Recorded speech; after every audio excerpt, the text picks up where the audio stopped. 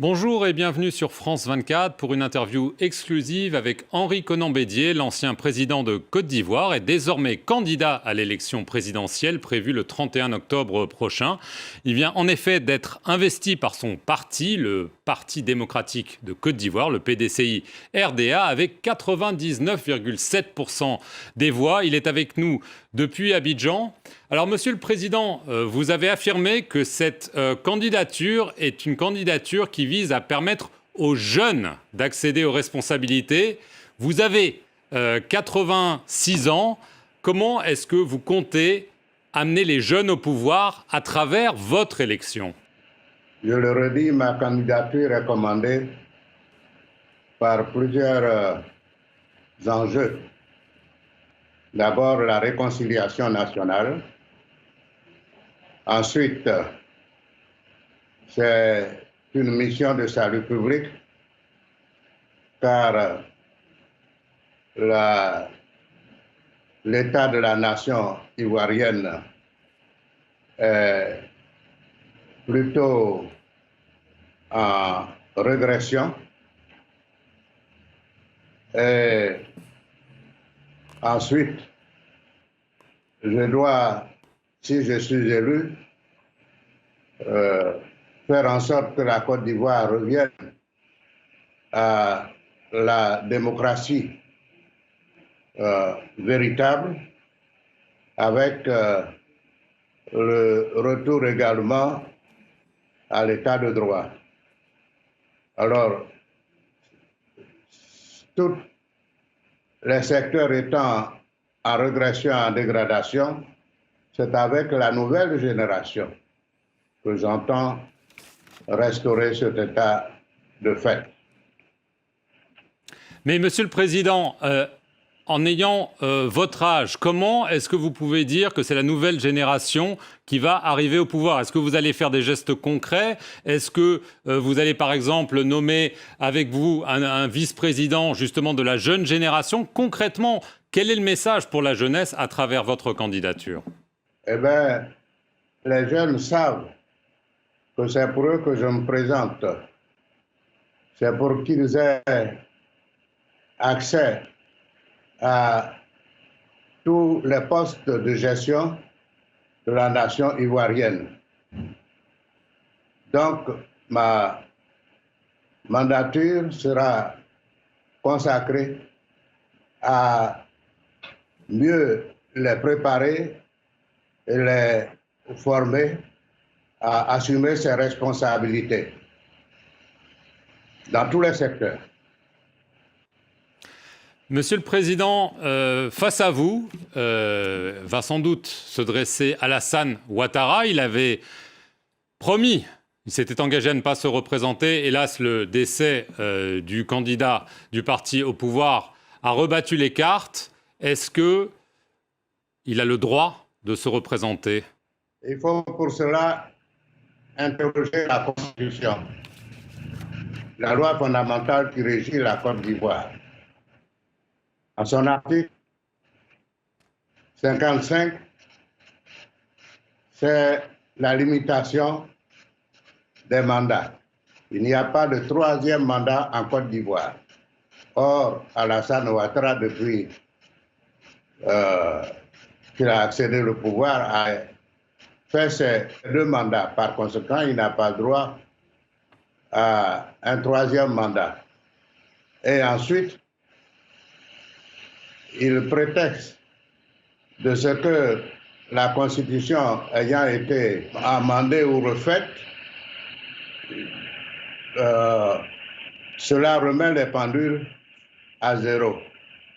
Mais tous ces experts qu'il a choisi lui-même lui ont dit que cette Constitution ne prévoit pas que les compteurs soient remis à zéro par la nouvelle Constitution. Par conséquent, sa candidature serait illégale. Sa candidature serait illégale. Je crois que l'occasion peut s'offrir compte tenu de la situation que vit le parti d'Alassane Ouattara l'occasion s'offre à lui de respecter sa parole, et de respecter la Constitution plutôt que de violer la Constitution. Je crois aussi pour lui que l'occasion s'offre à lui de renforcer notre démocratie par le respect, par la pratique de l'alternance démocratique. Si il se présente malgré vos réserves, que comptez-vous faire? Allez-vous appeler à une mobilisation de vos partisans? Quelle est votre stratégie? Parce que, visiblement, il va y aller. C'est le peuple qui apprécierait que l'on renie sa parole, que l'on viole la Constitution. C'est le peuple qui se prononcera. En ce qui me concerne en tant que candidat, quelles que soient les circonstances, je me battrai pour restaurer cette situation qui serait illégale. Est-ce que vous avez toujours des doutes sur la transparence du scrutin, en dehors d'une candidature d'Alassane Ouattara? On sait que votre parti et l'opposition ont exprimé des réserves sur la commission électorale indépendante. Est-ce que vous êtes prêt à appeler à un boycott si la commission électorale n'est pas réformée selon vos desiderata? Ou est-ce que vous allez aller à l'élection quoi qu'il advienne? J'espère bien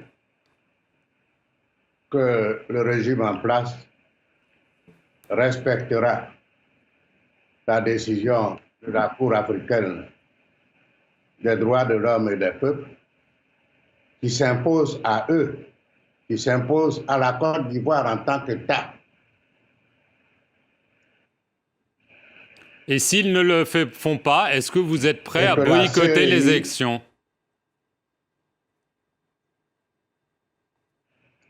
La question n'est pas de boycotter ou quoi que ce soit. Il s'agit de se battre pour que les conditions de la transparence soient réunies. Alors, il y a aussi la question des candidatures, notamment celle de l'ancien président Laurent Gbagbo. On a appris hier à travers ses avocats qu'il a demandé un passeport et un laissez-passer pour revenir de Belgique en Côte d'Ivoire. Est-ce que vous souhaitez son retour, d'une part, et est-ce que vous souhaitez sa candidature, d'autre part?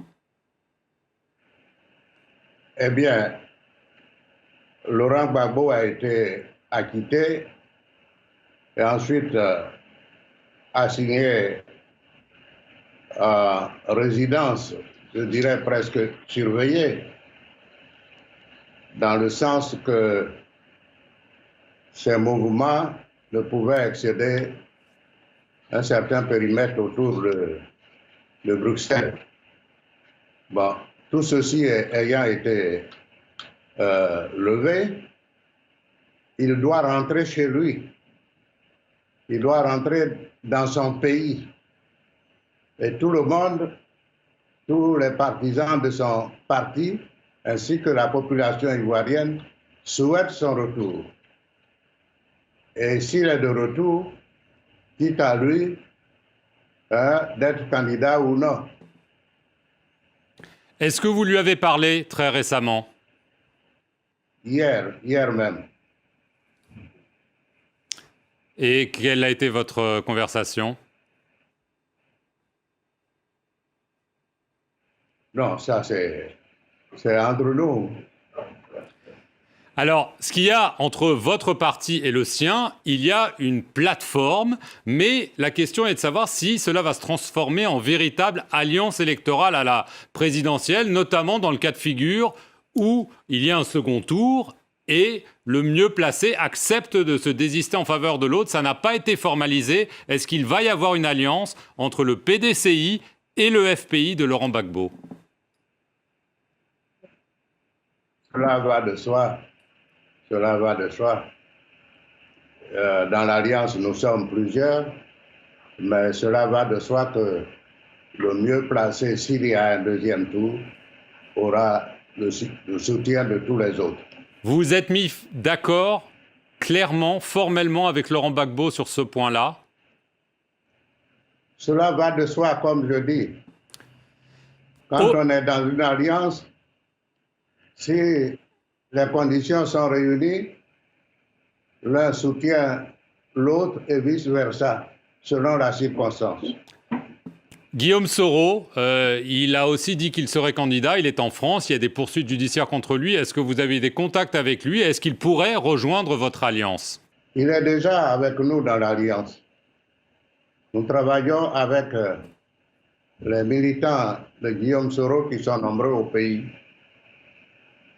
Et lui aussi accepterait que le mieux placé soit soutenu par ceux qui arrivent derrière lui, comme avec Laurent Gbagbo?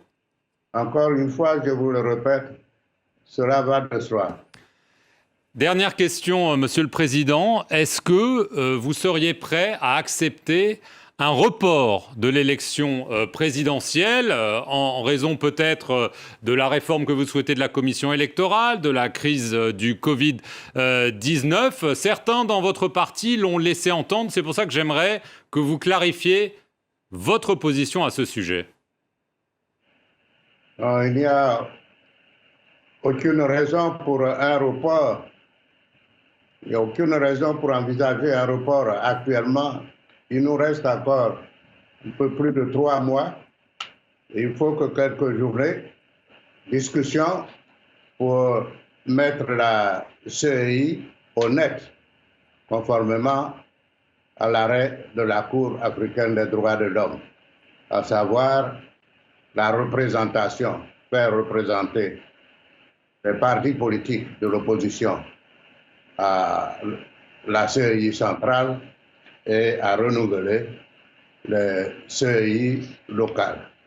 Cela ne demande que quelques jours pour être fait.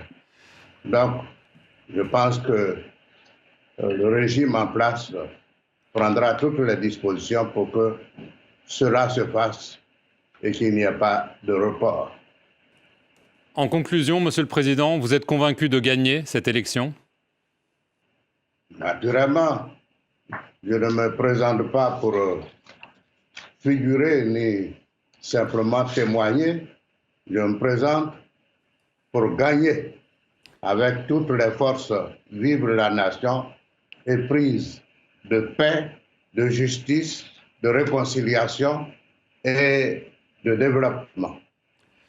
Monsieur le Président Henri Konan-Bédier, merci beaucoup d'avoir accordé à France 24 cette interview exclusive et merci de l'avoir regardée. Restez sur nos antennes pour plus d'informations.